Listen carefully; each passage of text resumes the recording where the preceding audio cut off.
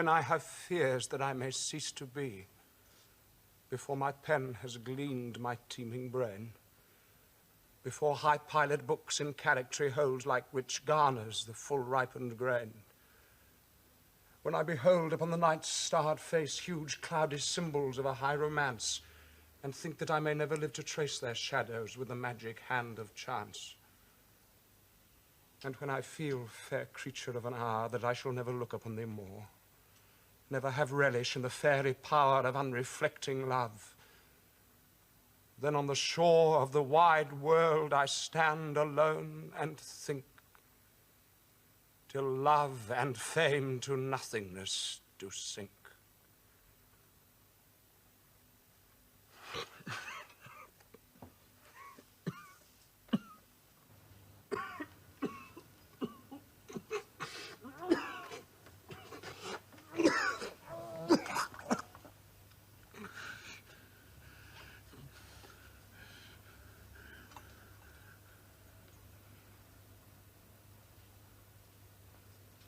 I know the color of that blood. It is arterial blood. I cannot be deceived in that color. That drop is my death warrant. I must die.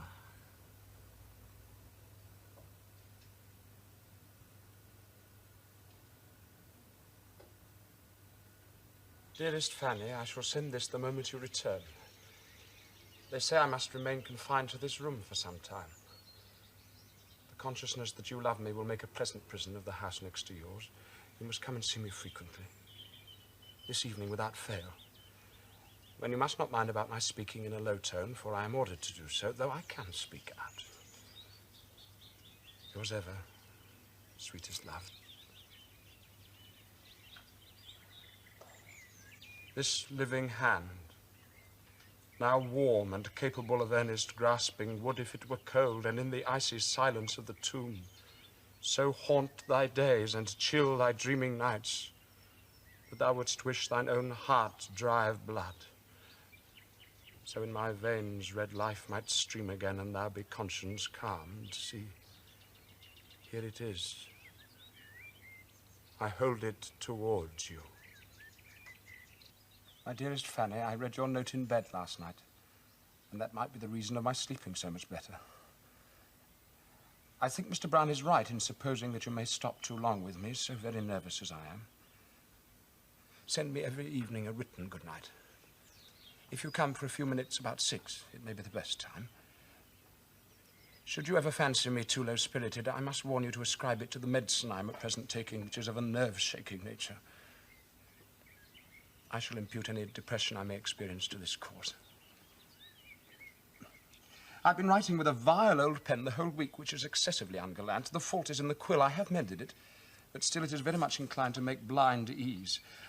However, these last lines of penmanship are in a much better style than the last, though a little disfigured by the smear of blackcurrant jelly, which has made a little mark on one of the pages of Brown's Ben Jonson, the very best book he has. I have licked it, but it remains very purple. I did not know whether to say purple or blue, so in the mixture of the thought wrote purplew, which may be an excellent name for a colour made up of those two, and would suit well to start next spring. Ah, what can ail thee, knight at arms, alone and palely loitering? The sedge is withered from the lake, and no birds sing. Ah, what can ail thee, knight at arms, so haggard and so woebegone? The squirrel's granary is full, and the harvest's done. I see a lily on thy brow, with anguish moist and fever dew, and on thy cheeks a fading rose fast withereth too. I met a lady in the meads, full beautiful, a fairy's child. Her hair was long, her foot was light, and her eyes were wild. I made a garland for her head, and bracelets too, and fragrant zone. She looked at me as she did love, and made sweet moan. I set her on my pacing steed, and nothing else saw all day long, for sidelong would she bend and sing a fairy's song. She found me roots of relish sweet, and honey wild, and manna dew, and sure in language strange she said, I love thee true. She took me to her elfin grot, and there she wept and sighed full sore, and there I shut her wild, wild eyes with kisses four. And there she lulled me asleep, and there I dreamed, ah, woe betide the latest dream I ever dreamed on the cold hillside. I saw pale kings, and princes too, pale warriors, death pale were they all, who cried, a beldam sans merci hath thee in thrall. My dearest girl, I wrote a letter for you yesterday, expecting to have seen your mother. I shall be selfish enough to send it, though I know it may give you a little pain, because I wish you to see how unhappy I am for love of you, and endeavor as much as I can to entice you to give up your whole heart to me, whose whole existence hangs upon you. You could not step or move an eyelid, but it would shoot to my heart. I am greedy of you. Do not think of anything but me. Do not live as if I was not existing. Do not forget me. Yet have I any right to say you forget me? Perhaps you think of me all day. Have I any right to wish you to be unhappy for me? You would forgive me for wishing it if you knew the extreme passion I have that you should love me. And for you to love me as I do you, you must think of no one but me. Much less write that sentence. Yesterday and this morning I've been haunted by a sweet vision. I've seen you the whole time in your shepherdess dress. Oh, how my senses have ached at it, how my heart has been devoted to it, how my eyes have been full of tears at it. Indeed, I think a real love is enough to occupy the widest heart. Your going to a town alone, when I heard of it, was a shock to me, yet I expected it. Promise me you will not for some time till I get better. Promise me this. And fill the paper full of the most endearing names. If you cannot do so with goodwill, do, my love, tell me. Say what you think. Confess if your heart is too much fastened on the world. Perhaps then I shall begin to see you at a greater distance. If you would really what is called enjoy yourself at a party, if you can smile in people's faces and wish them to admire you now, you never have nor ever will love me. I see life in nothing but the certainty of your love. Convince me of it, my sweetest. If I am not somehow convinced, I shall die of agony. If we love, we must not live as other men and women do. I cannot brook the wolfsbane of fashion and foppery and tattle. You must be mine to die upon the rack if I want you. I do not pretend to say that I have more feeling than my fellows, but I wish you seriously to look over my letters, kind and unkind, and to consider whether the person who wrote them can be able to endure much longer the agonies and uncertainties that you are so peculiarly made to create.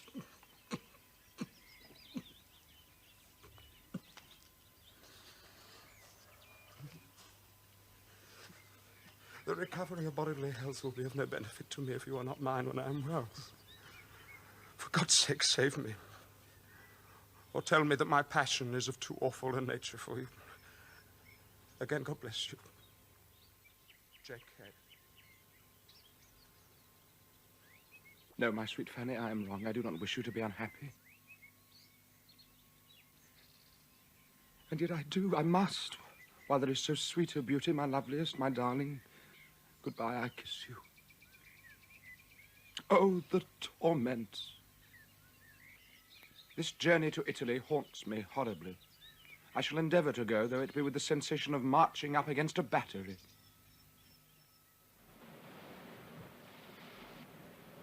If my spirits seem low, you may in some degree impute it to our having been at sea a fortnight without making any way. My spirit is too weak. Mortality weighs heavily on me like unwilling sleep, and each imagined pinnacle and steep of godlike hardship tells me I must die, like a sick eagle looking at the sky. Yet 'tis a gentle luxury to weep that I have not the cloudy winds to keep fresh for the opening of the morning's eye. Such dim-conceived glories of the brain bring round the heart an undescribable feud. So do these wonders, a most dizzy pain that mingles Grecian grandeur with the rude wasting of old time, with a billowy main, a sun, a shadow of a magnitude. I wish for death every day and night to deliver me from these pains. And then I wish death away, for death would destroy even those pains which are better than nothing. Land and sea, weakness and decline are great separators, but death is the great divorcer forever. When the pang of this thought has passed through my mind, I may say the bitterness of death is past. My dear Brown, I often wish for you that you might flatter me with the best. I think, without my mentioning it, for my sake, you would be a friend to Miss Braun when I am dead. You think she has many faults, yet for my sake, think she has not one. If there is anything you can do for her, by word or deed, I know you'll do it. I'm in a state at present where woman, merely as woman, can have no more power over me than stocks and stones. And yet the difference in my sensations with respect to Miss Braun and my sister is amazing. The one seems to absorb the other to a degree incredible. I seldom think of my brother and sister in America.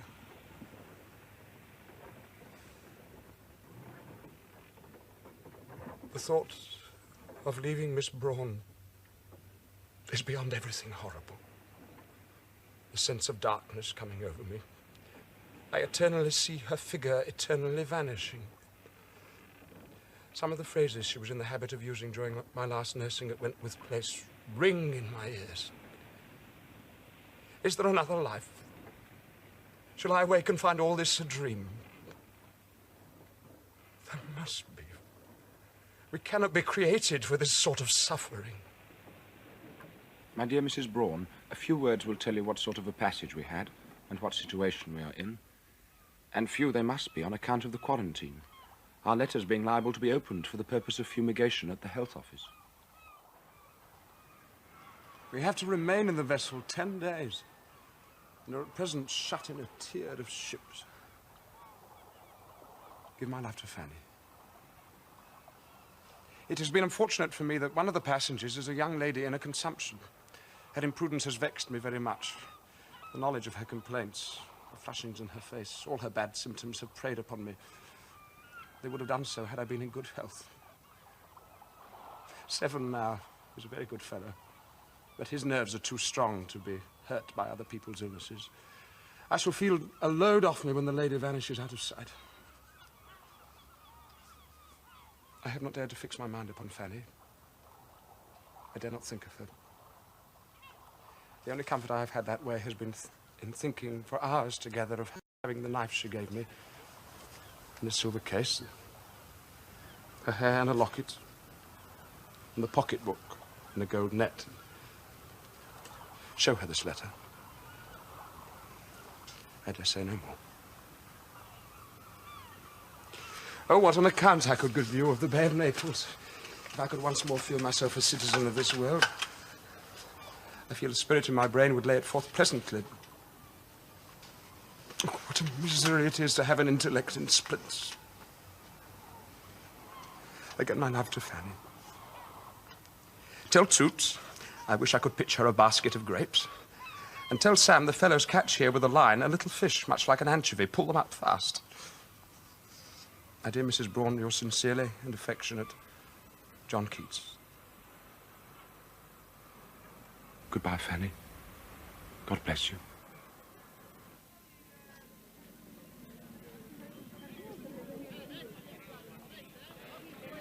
There was a naughty boy, and a naughty boy was he, for nothing would he do but scribble poetry. He took an inkstand in his hand, and a pen big as 10 in the other, and away in a pother he ran to the mountains and fountains and ghosties and posties and witches and ditches and wrote. My dear Brown, my stomach continues so bad that I feel it worse on opening any book. But then I am much better than I was in quarantine. And then I'm afraid to encounter the proing and conning of anything interesting to me in England. I have an habitual feeling of my real life having passed, and that I am leading a posthumous existence. God knows how it would have been, but it appears to me... But I will not speak of that subject. I must have been at Bedhampton nearly at the time you were writing to me from Chichester. How unfortunate. And to have passed on the river, too. There was my star predominant.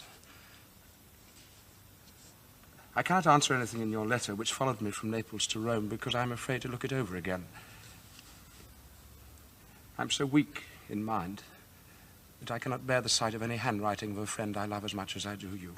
And yet I ride the little horse, and even at my worst, in quarantine, summoned up more puns in a sort of desperation in 1 week than in any year of my life. There is one thought enough to kill me. I have been well, healthy, alert, etc., walking with her, and now the knowledge of contrast, feeling for light and shade, all that information, primitive sense, necessary to a poem, are great enemies to the recovery of the stomach. There, you rogue, I put you to the torture. But you must bring your philosophy to bear, as I do mine, really. Or how should I be able to live? Dr. Clark is very attentive to me. He says there is very little the matter with my lungs, though my stomach, he says, is very bad. I am well disappointed in hearing good news of my brother George, for it runs in my head that we shall all die young. If I recover, I shall do everything in my power to correct the mistakes made during sickness. And if I should not, all my faults will be forgiven. 7 is very well, though he leads such a dull life with me. Remember me to all friends. And write to my brother George as soon as you receive this and tell him how I am as far as you can guess. Also a note to my sister, who walks about my imagination like a ghost. I can scarcely bid you goodbye even in a letter. I always made an awkward bow. God bless you. John Keats.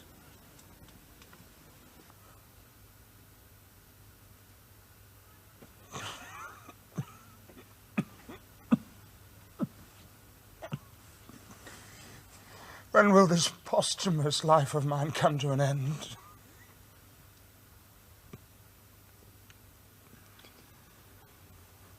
Here lies one whose name was writ in water.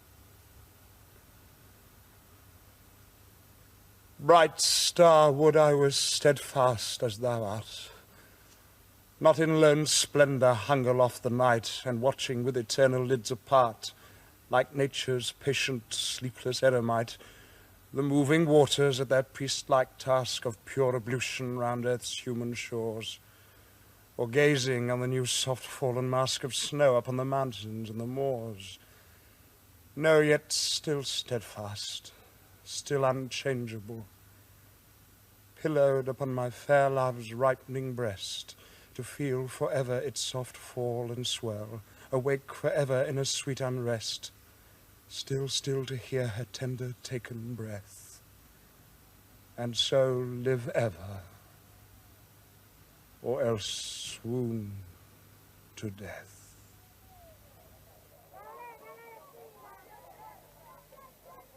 Knowledge enormous makes a god of me. Names, deeds, grey legends, dire events, rebellions, majesties, sovereign voices, agonies, creations and destroyings, all at once pour into the wide hollows of my brain and deify me, as if some blithe wine or bright elixir peerless I had drunk, and so become immortal.